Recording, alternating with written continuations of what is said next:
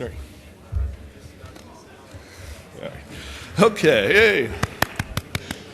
And with that, we're going to go ahead and get started. This morning is going to be a little more of our ongoing theme now that we've had for the last few meetings of the 100 gig stuff and 100 gig issues. We're going to have Mr. Hankins give us a quick update on what's been going on with the IEEE and how much faster they're working this week. And then we're going to go ahead and have a panel up here. One item I'll point out about our panel, we were supposed to have 4 panelists. One of them is missing in action. So we're going to try and cover as much of the material we had planned initially with our 3 panelists we have up here, and we'll see how that goes. We might get some time back since we only have 3 instead of 4. So we'll go ahead and roll on here. Greg, come on up.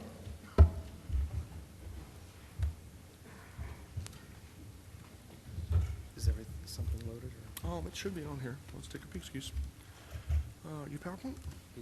PDF. You. Yep. Swing. Was it Control F12? I forget.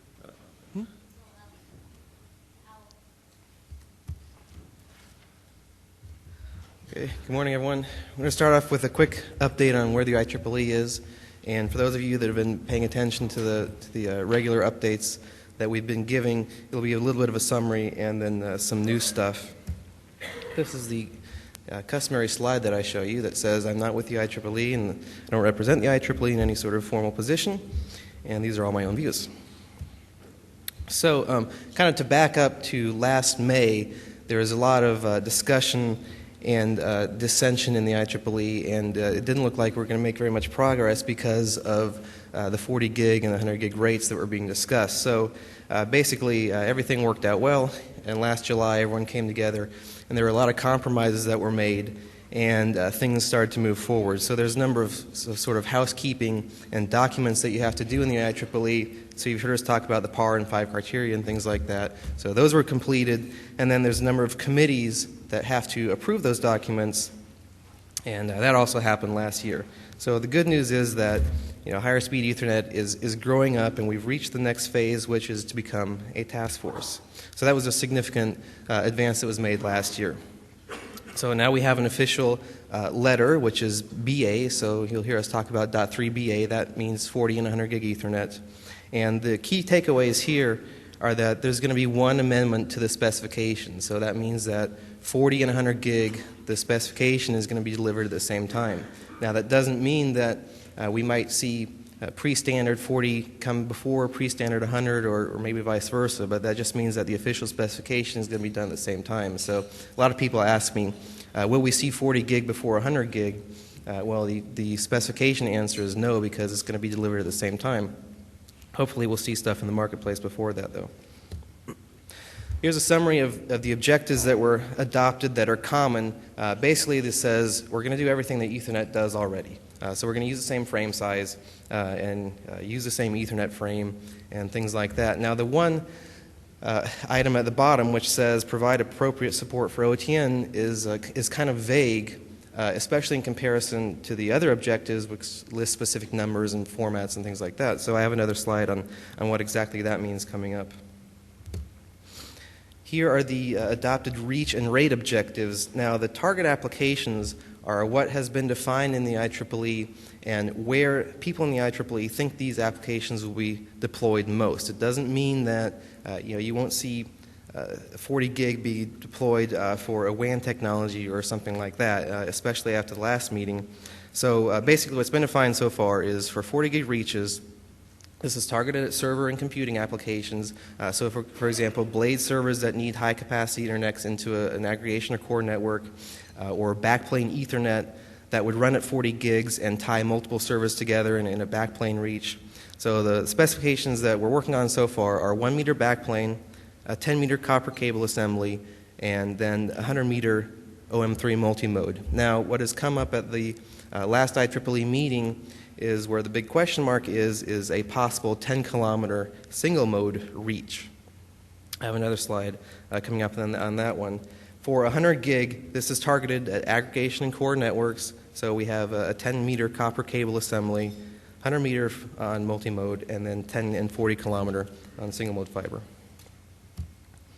There are a number of questions and architectural issues that are being discussed in the IEEE, and this is a complicated slide, so I just want to touch on it. But basically, we have to figure out the architecture and figure out, okay, are we going to do n lanes over some sort of multiple lambda, or a single lambda, or are we going to sort of glue multiple Mac chips together and have some sort of multiple instances of phis? And there's a good presentation which kind of summarizes what's been going on so far in the current state of things for each of these three options, which is the bottom URL. So that's one of the major issues that has to be worked out. And there are advantages and disadvantages to each, and people say, well what's it going to end up being? And as always, it's going to be a trade-off for cost, the current technology, feasible technology, and also some politics thrown in. So here's what we're going to do for OTN. This is quite vague, so I thought I'd put together a slide on this. Basically, the ITU and IEEE have established a liaison together, and there are several people that actually attend both meetings, and they will somehow work together to define a mapping for 40 and 100 gig into the ODU and OTN networks. The ITU has already agreed to find a way to map 40 gig into existing ODU3, and they've also agreed to define an ODU4, which would somehow transport 100 gig. And how that is exactly going to work is still to be determined, because we don't know what 100 gig is going to look like yet, and we don't know what the feasible technology is. But the good news and the takeaway point is that we're working together on this, and it will work over the WAN. So for physical layer specifications, the other questions that we're answering are how exactly is this going to work? So we've defined these backplane and copper cable reaches, but we're not sure how to do it yet. So the current consensus is to use a lot of the technology from the backplane Ethernet, which is 10G based to KR, and reuse that for 40 and 100 over copper. But the other interesting thing is that there's really no media defined. So for fiber, we have multimode and single mode, which are well-defined specifications. For copper, the world is sort of open to define a new cable specification or use something existing. For example, a twin-X cable that is used for CX4 could be reused. So we really have to define what this copper is even going to look like first. Fiber is much more, like I said, it's much more clear because we have the multimode and single mode fiber specifications. We just have to figure out how to make it work over those fibers. So possible things are a parallel or ribbon cable for the multi-mode reach, and then some sort of WDM, or it could even be a single serial wave for the longer distances. Now, I did mention that people have brought up the need for a 40 gig 10 kilometer reach now. So this is very interesting because initially we're targeting this at server and computing applications, and now there's a 10 kilometer reach, and providing OTN compatibility. So it looks like 40 gig is turning into a WAN technology, despite people's objections and better judgment. But so this is a serious consideration, because if we're going to add another reach objective, we have to go and revisit the project specifications and the PAR and 5 criteria, and you have to do all these justifications. You have to justify, is it technically feasible, is there market potential, and all these other things. So that could slow things down again for a few more months if it's decided that we want to adopt this reach. And then the other questions are back to the architecture. What's it going to look like? Is it going to be one architecture for both speeds? Is there stuff that we can reuse? Is there stuff that we want to reuse? And then there's also some management things that we have to update. So SNMP MIBs and things like that. And then the last one is interesting because people don't really think about it, but you have to define test procedures. So ideally, you want us to give you the same bits that you put into the network. So we have to define test procedures to make sure that we have all these patterns that we can test to make sure that all the bits come out the right way. This is a new slide that I made up that kind of shows you how this project compares to 10 gig.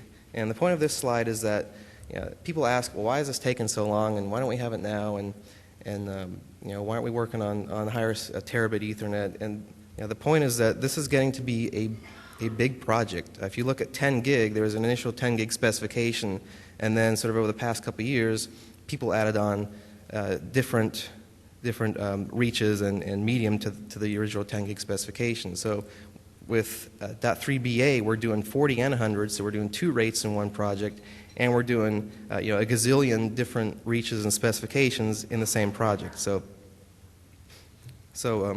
it's getting to be a big project, and that's why it's taken so long. Where are we now?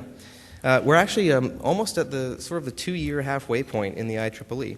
So like I said, the significant thing was to get into task force phase. So we're there now, and we expect, if everything continues on the path as it has in previous projects for 10 gig, for example, if we follow the 10 gig pace, then we should have a standard out in Q2 of 2010.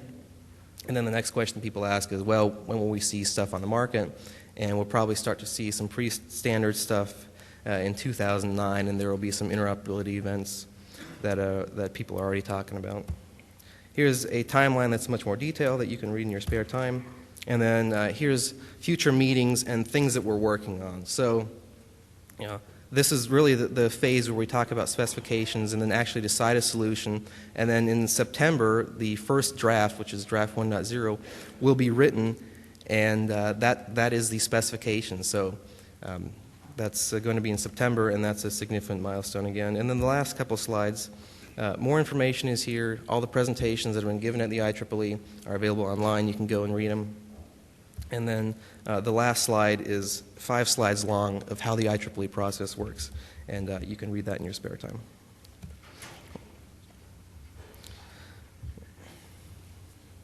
Questions? If we have any questions for Greg, we can go ahead and take a couple, but if not, we'll move on to the panel. Stand up for a question? No? All right. Thanks, Greg.